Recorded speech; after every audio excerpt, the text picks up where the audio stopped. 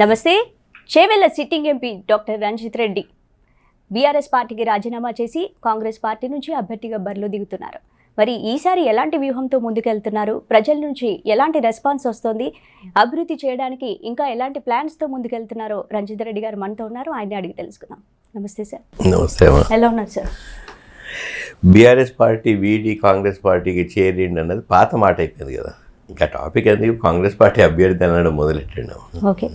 So Congress అభ్యర్థిగా మరి ప్రజల నుంచి ఎలాంటి రెస్పాన్స్ వస్తుంది మీకు నియోజకవర్గాలకు వెళ్ళినప్పుడు? కాంగ్రెస్ పార్టీ ఇప్పుడు ప్రభుత్వం, కాంగ్రెస్ పార్టీ టాపిక్ ఎక్కడ వస్తుందమ్మా? అభివృద్ధి. వాళ్ళు అయితే 6 గ్యారెంటీలు ఇస్తా అని చెప్పి బలంగా చెప్పి జనం మధ్యలోకి పోయిన రేవంత్ రెడ్డి గారికి పగ్గాలు చేపట్టి ప్రభుత్వంలోకి వచ్చారు. చాలామంది అపనమ్మకాలు ఏమంటే 6 గ్యారెంటీలు అమలైతే అది ఇదని అనుకున్నాను. అప్పుడు నేను కూడా అనుకున్నట్లే. దాని తర్వాత ఒక్కొక్కటి అనుకుంటే అన్నీ ఇంప్లిమెంట్ చేయగలుగుతుంది. ఆల్రెడీ 4 ఇంప్లిమెంట్ చేసే దిశలో ఉన్నారు. ఇంకా 2 ఇంప్లిమెంట్ చేస్తాడు. అది దానికి టైం టేకింగ్ కాబట్టి. కానీ ఏదైనా ఒక హామీని అమలు చేస్తా అని చెప్పి అమలు చేయకపోతే ఇబ్బంది. ఇది కాంగ్రెస్ పార్టీలో ఏంటంటే 6 గ్యారెంటీలు అమలు చేసే దిశలో పోకుంటూ అది ఎట్లా అమలు చేస్తానో చెప్పారు అతను. మీరు ఎప్పుడైనా సపోజ్ 5 గ్యారెంటీలు అమలు చేసి ఒక గ్యారెంటీ అమలు చేయలేదు అనుకోండి, ప్రజలు గలమెత్తుతారు, అల్లరి చేస్తారు, ఎందుకు చేయలేదు. అదే బీజేపీ పార్టీ అమలు చేస్తా అని ఎన్ని హామీలు ఒక్కటి అమలు చేయకపోతే మీరు ఎప్పుడైనా ప్రెస్ వాళ్ళకి ఇంటర్వ్యూలు వెళ్ళి అడిగారా? అడిగేదైనా ఉండదు. ఎందుకు అంటే బీజేపీ వాళ్ళు ఒక సైకలాజికల్ మైండ్ గేమ్ ఆడేస్తారు. మనం కేంద్రంలో అధికారంలో ఉన్నాం కాబట్టి మమ్మల్ని ఎవరు ఏం చేయలేరని వాళ్ళు ధీమా అనుకుంటున్నారు అనుకోవచ్చు. అనుకుంటే మరి అట్లకి ఇక్కడ రాష్ట్రంలో కూడా నేను అధికారంలో ఉన్నారు కదా. 6 గ్యారెంటీలు అమలు చేయకపోతే రేవంత్ రెడ్డి గారిని అడిగేది ఏముంది? అల్లరి చేస్తే అల్లరి చేయకుండా వాళ్ళ మైండ్ గేమ్ ఏంటంటే బీజేపీ పార్టీ వాళ్ళు డైవర్ట్ చేసేస్తారు ఇష్యూస్ అని. అంటే ఖచ్చితంగా కాంగ్రెస్ 6 గ్యారంటీలను అమలు చేస్తామని ప్రజల్లో ఒక అట్రాక్షన్ క్రియేట్ చేసి అధికారంలోకి వచ్చింది అని బీఆర్ఎస్ పార్టీ కానీ బీజేపీ కానీ విమర్శిస్తోంది. మరి మీరేంటి సార్, ఖచ్చితంగా కాంగ్రెస్ పార్టీ 6 గ్యారంటీలు అమలు చేస్తుంది అనుకుంటారు? సరే, మీరు అడిగారు కాబట్టి చెప్తాను అన్నమాట. కూడా చేవెళ్ల పార్లమెంట్ గడ్డ మీద 6 గ్యారెంటీలు అమలు చేసే గ్యారెంటీ నాది. ఓకే ఓకే, ఆ టాపిక్ వద్దు ఇక్కడ. ఎందుకంటే 6 గ్యారెంటీలు ఎలా అమలు చేస్తారన్న ఏకైక డిస్కషన్ నేను రేవంత్ రెడ్డి గారితో డిస్కస్ చేయడం జరిగింది. ఎప్పుడైతే తను పార్టీకి ఆహ్వానించారో నేను వెళ్ళి డిస్కస్ చేసాను. ఇది ఎట్లా అమలు చేస్తారు, బయట స్కేర్సిటీ ఆఫ్ వాటర్ లేదు, కరెంట్ లేదు, ఈ డిస్కషన్స్ అన్నీ చేశాకనే నేను పార్టీలో చేరడం జరిగింది. అంటే నా వంతుకి, ఎందుకంటే నాకు ఆ డౌట్లు ఉండే కదా. ఇవన్నీ ఆ పొజిషన్లో ఉన్నప్పుడు ఇవన్నీ మాట్లాడిన వాళ్ళు ఆయన అడిగినప్పుడు అంత చాలా ఉంది కాబట్టి ఇవన్నీ అడిగాను. సో సంపద ఎట్లా సృష్టిస్తాడో, సంపద ఎట్లా కేటాయిస్తాడో 6 గంటలకు అది చెప్పారు. వాటర్ అండ్ ఎలక్ట్రిసిటీ వాళ్ళంటున్న పరిస్థితి ఇదే పరిస్థితి కంటిన్యూ అవుతుంది, సో ప్రాబ్లం లేదని చెప్పారు. ఆ కాన్ఫిడెన్స్ లెవెల్స్ నాకు వచ్చాయి. ఓకే. సో గత ఎన్నికల్లో 14,000 పైచిలుకు మెజారిటీతో మీరు గెలుపొందారు. మరి ఈసారి కాంగ్రెస్ నుంచి బరిలో దిగుతున్నారు. మరి ఎంత మెజారిటీ టార్గెట్ పెట్టుకున్నారు, ఎలాంటి వ్యూహంతో ముందుకెళ్తున్నారు? నేనెవరో తెలియదు. బీఆర్ఎస్ పార్టీ కేసీఆర్ గారు టికెట్ ఇచ్చారు, బరిలో దింపారు. బరిలో దిగి అందరి ముందు తిరిగాను. అప్పుడు 7 ఎమ్మెల్యేలు మా వాళ్ళే ఉన్నారన్న బలంగా, ఆ బలమే చాలు అనుకొని తిరిగాను. దాని తర్వాత క్యాన్వాసింగ్ వెళ్ళినప్పుడు అభివృద్ధి అందుబాటు అని ఒక నినాదం ముందు పట్టుకొని వెళ్ళారు. ఏం తెలియదు రాజకీయం, అసలు ఏ మండలి ఎక్కడ ఉంటుందో తెలియదు, ఏ కాన్స్టిట్యున్సీ. నాకు బలంగా చేవెళ్ళ ఎందుకు ఇష్టము అంటే, చేవెళ్ళ గడ్డ మీద చదువుకున్న, చేవెళ్ళ గడ్డ మీద ఉద్యోగం చేసిన, చేవెళ్ళ గడ్డ మీద వ్యాపారం చేసిన. నా రాజకీయ ఆరంగేటం కూడా అక్కడికి వెళ్ళి చేద్దాం మొదలెట్టాను. వెరీ గుడ్, చాలా సంతోషం అనిపించింది. నాకు ఇవాళ గల్లీ మా రాజేంద్ర నగర్, చేవెళ్ళ ఆ ఏరియాలో అన్నీ తెలుసు. సో మాకు ఎక్కడెక్కడ పోల్ట్రీ ఫార్మ్స్ ఉన్నాయో ఆ ఏరియాలు తెలుసు. మిగతా మండలాన్ని కొత్తగా తిరుగుతూ ఫైనల్గా ప్రజలు ఆదరించారు, దీవించారు, గెలిపించారు. 14,000 మెజారిటీయే కావచ్చు. నా అపోనెంట్ అప్పుడు కొండా విశ్వేశ్వరరెడ్డి, ఆయన 5 ఏళ్ళ ముందు ఆయన ఎంపీ ఉండే. చాలా పెద్ద ఫ్యామిలీ నేమ్, కొండ అన్నది చాలా రిచెస్ట్ ఎంపీ, డబ్బులు చాలా ఎక్కువ ఉన్నాయి ఆయన దగ్గర. అపోలో హాస్పిటల్ అల్లుడు, ఇవన్నీ బ్రాండ్స్ అయినకు ఉండే. నువ్వేలా ఢీ కొడతావు కొండను అని చెప్పి మీలాంటి జర్నలిస్టు, మీడియా వాళ్ళు అందరూ అడిగేవారు. నా కష్టార్జితం నేను కష్టపడి పైకి వచ్చినా కాబట్టి ఇదే తీసుకెళ్తా నమ్మకంతో వెళ్ళాను. ఆ దేవుడు కరుణించాడు, గెలిచాను. సో అప్పుడు ప్రత్యర్థి విశ్వేశ్వరరెడ్డి గారు ఉన్నారు, ఇప్పుడు ఉన్నారు, మరోవైపు కాసాని జ్ఞానేశ్వర్ గారు ఉన్నారు. మీరు ఎలా ఢీకొట్టబోతున్నారు? అదే అంటున్నా. అప్పుడు నాకేం తెలియదు, ప్రజలు తెలియదు, నాయకులు తెలియదు. ఇప్పుడు నాకు గల్లీ గల్లీ తెలుసు, ప్రతి నాయకుడు తెలుసు, ప్రతి ఒక్కరితో మంచి సన్నిహితం ఉంది. నేను బీఆర్ఎస్ పార్టీలో కూడా కాంగ్రెస్ నాయకులతో బాగానే ఉండేవాడిని. ఎందుకంటే వాళ్ళు అవసరమైన పనులు చేసుకునేందుకు వస్తే నేను డెఫినెట్గా ఆదరించేవాడిని. నేను వేరే లీడర్ లాగా నువ్వు ఏ పార్టీ అని అడగను, అలా చేస్తూ వచ్చాను కాబట్టి నాకు అందరితో సత్సంబంధాలు ఉండి ఇప్పుడు అందరు హ్యాపీ అయిపోయారు. కాంగ్రెస్ కుటుంబ సభ్యులు ఇంకా హ్యాపీగా ఉన్నారు. ఎందుకంటే వాళ్ళు 5 ఏళ్ళు చూసి రంజిత్ బాగా చేస్తున్నారు ఊరికి పదే అనేవాళ్ళు. ఇవి వాళ్ళ అభ్యర్థి కాబట్టి ఇంకా వాళ్ళు హ్యాపీగా ఉన్నారు. రెండో విషయం ఏంటమ్మా అంటే, కొండా విశ్వేశ్వరరెడ్డి మీద ఎందుకు నెగటివ్ వస్తుంది? ప్రతి ఒక్కరు నా దగ్గరకు వచ్చి చెప్పింది అది. ఇప్పుడు ఏమంటే నేను అందుబాటులో ఉంటేని కాంగ్రెస్ నాయకులకైనా బీజేపీ నాయకులకైనా, ఎందుకనంటే ఇదే కొండా విశ్వేశ్వరరెడ్డిని ఏ పార్టీలకి లేదు గెలిచిండు, ఆ పార్టీ నాయకులు ఇంటికి పోతే ఎందుకు వచ్చినామని అడిగేవాడు, అపాయింట్మెంట్ తీసుకోమని అడిగేవాడు. డోర్ అపాయింట్మెంట్ 10 నిమిషాలు లేట్ అయితే టైం అయిపోయిందని. తర్వాత పెళ్ళికి పోకపోయేటోడు, చావుకు పోకపోయేటోడు, చావుకు వచ్చి ఎంపినా నేను ఢిల్లీలో ఉండే, ఇలాంటివన్నీ మాట్లాడుతుంటే అంటే గత 5 సంవత్సరాల నుంచి ప్రజలతో మమేకం అవ్వలేదు ఎక్కువగా. 5 సంవత్సరాలు అపోజిషన్కి ఇంకెక్కువ తిరగాలి కదా. రూలింగ్ సిట్టింగ్ ఎంపీ ఎక్కడో తిరుగుతుంటే ఆయన మంచిగా కాన్స్టిట్యూన్స్ తిరిగి బలంగా తిరిగి గట్టిగా మాట్లాడి రంజిత్ ఈ తప్పు చేస్తుండే ఇక్కడ దగ్గర ఇక్కడ తుమ్మిండి అని చెప్పి తిరగాలి కదా. ఏది లేదు, ఎలక్షన్ల ముందు వచ్చి మాట్లాడుతున్నాడు. అంటే మీకు చేవెళ్ళతో ఎంత అనుభవం ఉందో ఇప్పటివరకు చెప్పారు. మీ చదువు కానీ మీ వ్యాపారం కానీ అక్కడ సాగితే ఇన్నేళ్ళు బీఆర్ఎస్ పార్టీ నుంచి వచ్చారు, ఇప్పుడు కాంగ్రెస్ పార్టీలో షిఫ్ట్ అయ్యి అభ్యర్థిగా పోటీ చేస్తున్నారు కాబట్టి ప్రజల నుంచి కానీ మీ నాయకులు కానీ ఎవరైనా అసంతృప్తిగా ఉన్నారా పార్టీ మారటం వల్ల? ప్రజలు చాలా సంతోషంగా ఉన్నారు, కాంగ్రెస్ క్యాడర్ చాలా సంతోషంగా ఉన్నారు. ప్రతి నాయకుడు కాంగ్రెస్ పార్టీలో అందరు హ్యాపీగా ఉన్నారు. నేను మీరు అడిగినట్టే నేను కూడా భయపడ్డాను. కొత్త ఒక పార్టీలోకి పోతే వాళ్ళు ఎలా రియాక్ట్ అవుతారో, ఎలా రిసీవ్ చేసుకుంటారో. ఏ ఒక్కరు కూడా అరే మా పార్టీలోకి ఎందుకు వచ్చినావు అన్నా అనలే. చాలా సంతోషం అన్నా, నువ్వు వచ్చినావు, మాకు ఇంకా రెట్టింపు ఉత్సాహం వచ్చింది, రెట్టింపు బలం వచ్చింది అన్నారు. అదే చాలు. ప్రజలందరూ ఎందుకు, ప్రజలకు ఏం కావాలి? అందుబాటులో ఉండే నాయకుడు కావాలి. ఫోన్ చేస్తే ఎత్తి విద్యకో వైద్యకో సహాయం చేసేటోళ్ళు కావాలి. అంత పెద్ద అపోలో హాస్పిటల్ కూడా 10,000 20,000 డిస్కౌంట్ అని విశ్వేశ్వరరెడ్డిని తీసుకుందామా? రంజిత్ రెడ్డి ఇక్కడే మెడికల్ కాలేజ్ పెట్టుకొని ఎవరు అడిగినా ఫ్రీ వైద్యం ఇస్తుండు, ఉచిత ఆరోగ్య చేవెళ్ళు అని చెప్పి పెద్ద బస్సు పంపిస్తుండు గ్రామానికి. ఎవరు కావాలని చూస్తారు వాళ్ళు? కోవిడ్ టైంలో విద్యకు అందుబాటులో ఉండాలని చెప్పి ప్రతి గ్రామానికి ఒక టీవీ ఇచ్చి ఆన్లైన్ క్లాసెస్ కోసం నేను చేసిన. కోవిడ్ టైంలో బయటికి రాని విశ్వేశ్వరరెడ్డి కోవిడ్ టైంలో నేను ప్రతి ఊరు తిరిగి నిత్యావసర సరుకులు ఇచ్చి భోజనాలు ఇక్కడ వండిపించుకొని ఆటోలు తీసుకెళ్ళి చాలా ఊర్లలో డిస్ట్రిబ్యూట్ చేసేవాడిని. నాకు కూడా ఫ్యామిలీ మెంబర్స్ ఉంటారు, నాకు కూడా ఇల్లు ఉంది, నాకు కూడా కట్టడి చేస్తారు పోవద్దని. నేను ఎందుకు పోయినంటే ఒక ప్రజాప్రతినిధి ప్రజలు గెలిపించి పోతాను వెళ్ళారు. సో మీరు రాకముందు అభివృద్ధి ఎలా ఉండేది? మీరు ఈ 5 ఏళ్లలో అభివృద్ధి ఏం చేశారు? మీరు చేవేళ్ళ గడ్డ మీద ప్రజాప్రతినిధులను చాలామందిని అడిగాను. రంజిత్ వచ్చే ముందు ఏమేమి హామీలు చేసిండు, ఏ ఒక్క హామీ అని అమలు చేయలేదా? ఏ ఒక్కటను. 111 GO was the big achievement. 111 GO గురించి ఎన్నో తరతరాలుగా పోట్లాడుతూ నేను కూర్చొని ముఖ్యమంత్రి గారిని రిక్వెస్ట్ చేసి చేయించుకొచ్చాను. అప్పటి Manneguda road central minister Gadkari బతిమలాడి అది నేను చేయించిన అంటాడు ఆయన విశ్వేశ్వరరెడ్డి. మీరేమంటారండి, మీరే చేశారు కదా సార్, మరి దానికి టెండర్ కాల్ ఫర్ చేసిన డేట్ చూపెట్టండి, శాంక్షన్ లెటర్ చూపెట్టమనండి. ఆయన ఏమంటాడు, నేను అప్లై చేసిన అంటాడు. అప్లై చేసి ఫోటోలు దిగితే సంతోషము, శాంక్షన్ చేయడం ఇంపార్టెంట్ కదా.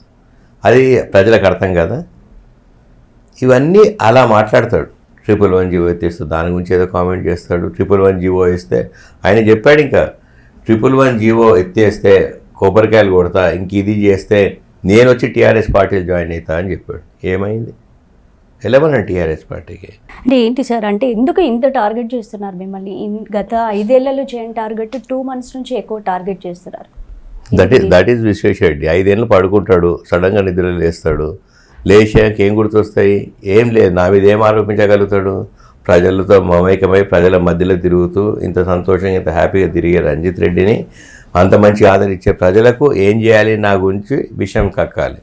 ఆ విశ్వేశ్వరరెడ్డికి ఆయన విషం రెడ్డి అంట. ఎందుకంటే నేను తప్పు చేస్తే ఇన్నాళ్ళు ఏం చేస్తాడు అపోజిషన్ లీడర్? చేయాలి కదా, నా మీద కామెంట్ చేయాలి. ఎందుకు కామెంట్ చేయట్లేడమ్మా? ఇప్పుడు వచ్చి నేను ఎప్పుడు 3 ఏళ్ళ క్రితమే తప్పు చేసినా అంటాడు. చెప్పాను, నువ్వు రేపురా ఎల్లుండ్రా ఏ చౌరస్తాకు వస్తావురా, నువ్వు నిజాలు అక్కడే మాట్లాడుకుందాము. మళ్ళీ తర్వాత ప్రెస్ వాళ్ళకి ఎవరికో చెప్తాడు, నాకు తెలియదు ఎవరు అన్నారు ఎట్లా అని చెప్పి. అదేంటి ఒక లీడర్ మీద వట్టి ఎలిగేట్ చేస్తే, ఆరోపిస్తే ఎంత గట్టిగా చెప్పాలి. సో జైపాల్ రెడ్డి లాంటి ప్రాతినిధ్యం వహించిన స్థానం నుంచి రెండోసారి మళ్ళీ గెలిచి మీరు చరిత్ర సృష్టించబోతున్నారు అనుకోవచ్చు. చరిత్ర ప్రజలు సృష్టించబోతుంది, నేను కాదు. ఎందుకంటే వాళ్ళు ఎన్నుకునేది ప్రజలు డిసైడ్ చేయాల్సింది వాళ్ళ ఓటు. వాళ్ళకి ఏం కావాలి ఇదే విషయం. ఒక ఎంపీగా ఇంత తిరుగుతుండు, ఒక ఎంపీగా ఇంత అందుబాటులో ఉన్నాడు, ఒక ఎంపీగా ఇంటికి పోతే అన్నీ చూసుకుంటున్నాడు, అదే చాలు కదా. అంటే జనరల్గా ప్రజలు నాయకుడిని చూసి ఓటేస్తారా, పార్టీని చూసి ఓటేస్తారా సార్, మీరేం చెప్తారు? డెఫినెట్గా పార్టీ ఇంపార్టెంట్, పార్టీ తర్వాత నాయకుడు కూడా ఇంపార్టెంట్. అంటే ఏ పార్టీ అధికారంలో ఉంటే ఆ పార్టీ నుంచి గెలిచే అవకాశాలు ఎక్కువగా ఉంటాయని మీరు నమ్ముతారా? టీఆర్ఎస్ ఎందుకు ఓడిపోయిందేమో ఎందుకు ఓడిపోయి, ఎన్నో పార్టీలు ఎందుకు ఓడిపోతారు, ఒకసారి పవర్లు ఉన్నా కదా, అట్లేం లేదు. మీరు పర్ఫామ్ చేస్తే ఉంటాం. అపాయింట్మెంట్లు అడిగి రావాలంటే రిటైర్మెంట్ ఇస్తుంది ప్రజలు. ఇప్పుడు కాంగ్రెస్ పార్టీ అధికారంలో ఉంది, మీరు కాంగ్రెస్ పార్టీ నుంచి అభ్యర్థిగా పోటీ చేయబోతున్నారు, మీకు ఎలాంటి సపోర్ట్ ఉంది? ఎందుకంటే కాంగ్రెస్లో చాలామంది రేవంత్ రెడ్డి గేట్లు తెరిచారని అన్నారు, చాలామంది నాయకులు వస్తున్నారు, చాలామందిని యాక్సెప్ట్ చేయట్లేదు ప్రజలు కానీ కాంగ్రెస్లో ఉన్న నాయకులు కానీ. మీకు ఎలాంటి సపోర్ట్ ఉంది కాంగ్రెస్ పార్టీ? కాంగ్రెస్ పార్టీలో నన్ను ఎంత మంచిగా ఆదరించారు ఇప్పుడే చెప్పాను, ఎన్నిసార్లు చెప్పాను. రేవంత్ రెడ్డి గారు గేట్లు ఎత్తుతారా, ఎవరు వస్తారా అన్న కోసం మీరు రేవంత్ రెడ్డి గారిని అడుక్కోండి, నాకు తెలియదు. నా చేవెళ్ళగడ్డ మీద నేను అందరితో మమేకమైన, ఇర్రెస్పెక్టివ్ ఆఫ్ ద పార్టీస్ అందరు నాకు సపోర్ట్ చేస్తూ అంటున్నారు, చాలా సంతోషం. మీరు ఈసారి మళ్ళీ గెలిస్తే ఏ సమస్యలపై ఎక్కువగా ఫోకస్ చేస్తారు? నేను అప్పుడు అభివృద్ధి అందుబాటు అన్న నినాదం, అవి రెండు కంటిన్యూ చేస్తాను. ఎందుకంటే అభివృద్ధి ఈజ్ ఎ కంటిన్యూస్ ప్రాసెస్. అది కంటిన్యూ అవుతూ అందుబాటులో ఉన్న నాయకుడే మంచి పేరు వస్తుందని తెలుసుకున్నా కాబట్టి దాని తర్వాత మన ఫోకస్ ఎక్కడెక్కడ తగ్గిందని ఆలోచిస్తే విద్య మీద లేదు, వైద్యం మీద లేదు, ఇంకా సంక్షేమం పెంచాలి. 5 సూత్రాలతో ముందుకు పోవాలని నేను అనుకుంటున్నాను. మీరు ఇన్ని రోజులు బిజినెస్ మ్యాన్గా ఉన్నారు, రాజకీయాల్లోకి రాకముందు సడన్గా రాజకీయాల్లోకి రావాలని మీకు ఎందుకు అనిపించింది? బిజినెస్లో నేను చేయాల్సినవి చేసేసాను. ఫ్యామిలీ కమిట్మెంట్స్ అయిపోయి, నా డాటర్ మ్యారేజ్ అయిపోయింది, నా సన్ సెటిల్ అయ్యిండు. నేను రాజకీయాలకు ఈటల రాజేందర్ గారితో 2004 నుండి తిరుగుతుంటాను టీఆర్ఎస్ పార్టీలో. అప్పటికెళ్ళి పార్టీలో ఉన్నాను, పార్టీలో డైరెక్ట్ తిరగకుండా బిజినెస్ చేసుకుంటూ వెనుక ఉండి ఎప్పుడైతే నన్ను 2009లోనో 14లో 2 సార్లు కాంటెస్ట్ చేయమన్నారు, నేను చేయలేదు. దాని తర్వాత మొన్న అన్ని రెస్పాన్సిబిలిటీస్ అయిపోయినాయి, ఇక నాకు బిజినెస్లో చాలు, దేవుడు చాలు ఇచ్చిండు, సంతోషం అని చెప్పి రాజకీయాలకు దిగాలనుకొని కేసీఆర్ గారిని అడగడం, ఆయన టికెట్ ఇవ్వడం అయిందండి. రాజకీయాల్లో వెళ్ళారు, మీరు ఆల్రెడీ సక్సెస్ఫుల్ అయ్యారు కాబట్టి మీ ఫ్యామిలీ సపోర్ట్ ఎలా ఉంటుంది మీకు? 100% ఉంటుంది. కోవిడ్ టైంలో నేను బయటికి వెళ్ళినా అంటేనే ఫ్యామిలీ సపోర్ట్ ఉంటేనే వెళ్తాను కదా, that it self shows. Okay. So నా ఇంట్లో వాళ్ళు ఇంతమంది ఉంటారు, ఫ్యామిలీ ఆబ్జెక్ట్ చేస్తే ఎవరైనా, ఇప్పుడు మీరు వచ్చి మాతో బ్రేక్ఫాస్ట్ చేశారు అక్కడ, ఎవరైనా అట్లా రెడీ పెట్టి మీరు వస్తారని నాకు తెలియదు. ఎవరైనా గెస్ట్లు వస్తారు ఇంటికి, మార్నింగ్ వస్తే వాళ్ళకి కొంత బ్రేక్ఫాస్ట్ పెట్టాలి, చేయాలని చెప్పారు. అంటే మీకు బోర్ కొట్టినా కూడా తప్పని పరిస్థితులు అడగాల్సి వస్తుంది కాబట్టి బీఆర్ఎస్ నుంచి బయటకు రావాల్సిన పరిస్థితులు ఏంటి? ఆ పరిస్థితి ఎందుకు వచ్చిందన్నది మీరు బీఆర్ఎస్ నాయకులను అడగాలి ఫస్ట్. బీఆర్ఎస్ పార్టీ ఎందుకు ఓడిపోయింది, దాని తర్వాత ఎందుకు పతనం అవుతుంది, పతనమై గ్రాఫ్ పడిపోతున్నప్పుడు మేము కాంటెస్ట్ చేసి ఒక పోరాటానికి పోయినప్పుడు విజయం రావాలి అని చెప్పి దిగుతాం. సో గెలవాలన్న ఒక దృక్పథంతో ముందుకు పోవాలి, దాంట్లో ఓడిపోతాం కావచ్చు, గెలిపోవటం సహజం. అసలు 100% విజయమో వీరమరణమో అన్నప్పుడు, వీరమరణం అవుతుందని తెలిసినప్పుడు పోతారా? ఫైట్ ఇవ్వాలి, అప్పుడు దగ్గరికి వచ్చాక గెలుస్తాం, పోతాం. అసలు 100% ఓడిపోతామని తెలిసినాక ఇంకెక్కడ. అంటే మీకు రాజకీయ గురువు కేసీఆర్ అన్నారు, టికెట్ ఇచ్చారు, మీరు కూడా అభివృద్ధి చేసి చూపించారు, సక్సెస్ఫుల్గా పొలిటీషియన్గా పేరు తెచ్చుకున్నారు. ఇలాంటి అంటే పార్టీ కష్టకాలంలో ఉన్నప్పుడు పార్టీని అందరూ నేతలు విడుతూ వస్తున్నారు, మీ సపోర్ట్ పార్టీకి ఉంటే బాగుండేదేమో, మీరు కూడా ఎందుకు విడాల్సి వచ్చింది? పార్టీ కష్టకాలం ఉన్నప్పుడు విడిపోవడం ఒక ఎత్తు.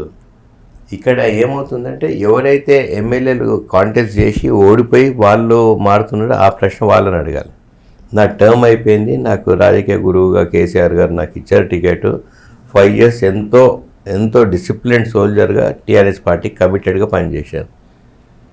కమిటెడ్ వర్కర్స్లో నా పేరు కూడా ఉంటుంది టాప్లో. అంత పర్ఫెక్ట్గా పనిచేసినాక నా రెస్పాన్సిబిలిటీ అయిపోయింది. దాని తర్వాత ఇప్పుడు ఓడిపోతున్నా అని తెలిసి ఓడిపోతే ఏమవుతుందో లేకపోతే ఏం చేస్తాం ఎంపీ అని చెప్పి అన్న డిస్కషన్ వచ్చినప్పుడు నేను అనుకున్నా ఓడిపోతే ఏమవుతుంది అన్నప్పుడు ఓడిపోవడం ఎందుకు, అవకాశం వచ్చింది కాబట్టి ఇటు వచ్చాను. సో కాంగ్రెస్ ప్రభుత్వం అమలు చేస్తున్న పథకాలు ఈసారి ప్రజల్లో ఎలా తీసుకెళ్తున్నారు? మీ నినాదం ఏంటి అసలు ఈసారి? అవునమ్మా, ఇప్పుడు ఉచిత బస్సు ఉంది, అది మనం తీసుకెళ్లాల్సిన అవసరం లేదు, మహిళలు ఎక్కేస్తున్నారు ఉచితం. గ్యాస్ ఇస్తా అంటున్నారు 500 రూపాయలకు, 200 యూనిట్లు ఫ్రీ, ఆటోమేటిక్గా పడిపోతాయి కదా. ఓకే. ఇప్పుడు ఎలక్షన్ల ముందు 2 మంత్స్ గ్యాస్ సిలిండర్ 500 రూపాయలకు వస్తే 2 సార్లు కరెంట్ బిల్ తగ్గుతుంది, సంతోషం కదా. అంటే మీరు గెలిస్తే ప్రతి ఇంటికి 6 గ్యారంటీలు చేరుస్తానని అంటున్నారు, అంటే అది అందులో ఎంతవరకు సక్సెస్ అవుతుంది అనుకో? ఎంతవరకు సక్సెస్ అయితే మీరు ఇంకో 2-3 మంత్స్ తర్వాత వచ్చి చూడండి, 100% సక్సెస్ అవుతుంది. ప్రభుత్వం ఒక సంక్షేమ రూపకల్పన చేసిన తర్వాత అది ఎట్లా అమలు చేయకపోతే ఎంత ప్రాబ్లం అవుతుంది అంటే, ఎప్పుడైనా గుర్తుపెట్టుకోండి, ఏదైనా పోల్ ప్రామిస్ చేసి మర్చిపోవచ్చు, కానీ పేదల సంక్షేమం రూపకల్పన చేసినాక ఆ సంక్షేమం అమలు కాకపోతే మీరు ఎన్నైనా చేయండి, పేదలకు అదే గుర్తొస్తుంది. సో అది 100% ఇంప్లిమెంట్ అవుతుంది. ఓకే. సో ఒక టైం తక్కువగా ఉంది, మరి మీ ప్రచారం ఎలా సాగుతుంది? కాంగ్రెస్ సీనియర్ నాయకులు కానీ రేవంత్ రెడ్డి కానీ మీ ప్రచారానికి ఏమైనా వస్తున్నారు? మొన్న తుక్కుగూడలో Congress party, all India Congress party manifesto release నా కాన్స్టిట్యున్సీలో అయింది. Okay. That itself is a very big meeting. అంత పెద్ద సంతోషం ఏంటంటే all India Congress party manifesto నా కాన్స్టిట్యున్సీ రిలీజ్ అయింది, సంతోషం. ఆ మీటింగ్కే రేవంత్ రెడ్డి గారు చాలా డీటెయిల్గా మాట్లాడారు. దాని తర్వాత రేవంత్ రెడ్డి గారు మళ్ళీ వస్తారు, ఓ 2-3 సార్లు తీసుకెళ్తారు మా కాన్స్టిట్యున్సీకి, వస్తారు, తిరుగుతారు. సో చేవెళ్లలో పాగా వేసేందుకు మీ ప్రత్యర్థులు వేస్తున్న స్కెచ్లను మీరు ఎలా తిప్పికొట్టబోతున్నారు? ప్రజలు తిప్పికొడతారు, నేను తిప్పికొట్టాల్సిన అవసరం లేదు. ప్రజల సాటిస్ఫాక్షన్, వాళ్ళ సంతోషం అదే తిప్పికొడుతుంది. చివరిగా మీ నియోజకవర్గానికి మీరు ఏం చెప్పబోతున్నారు? నా చేవెళ్ళ గడ్డ మీద ఉన్న అక్క చెల్లెలు అన్నదమ్ములందరినీ ఒకటే మీ ద్వారా రిక్వెస్ట్ చేస్తున్నాను, మీరు బయటికి రండి, ఓటేయండి ఫస్ట్.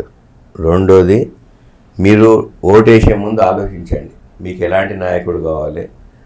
నాకు అపోజిషన్ విశ్వేశ్వరరెడ్డి అని చెప్తున్నాను. విశ్వేశ్వరరెడ్డి 5 ఏళ్ళు ఆయన ఏం చేశాడు, 5 ఏళ్ళు రంజిత్ రెడ్డి ఏం చేశాడు, ఇది పోల్చుకుంటే ఇక మిగతా విషయాలన్నీ అయిపోతాయి. సో మీరు పోల్చుకోండి. విశ్వేశ్వరరెడ్డి చెప్తున్నాడు పోటీ నాకు రంజిత్కి, మోడీ రాహుల్ గాంధీ కాదని. సో విశ్వేశ్వరరెడ్డి అన్న సవాల్ నేను స్వీకరించిన కాబట్టి ప్రజలు మీరు నిర్ణయించండి. Okay, thank you sir, thank you. చూశారు కదండి, ఎంపీ రంజిత్ రెడ్డి గారు తన గెలుపుపై ధీమా వ్యక్తం చేస్తున్నారు. ఇప్పటివరకు ఎంతో అభివృద్ధి కార్యక్రమాలు చేశాను, మరెన్నో అభివృద్ధి కార్యక్రమాలు చేయడానికి సిద్ధంగా ఉన్నాను, ప్రజలు ఆశీర్వదించాలని కోరుతున్నారు. కెమెరామెన్ అమర్తో స్పందన, సి న్యూస్.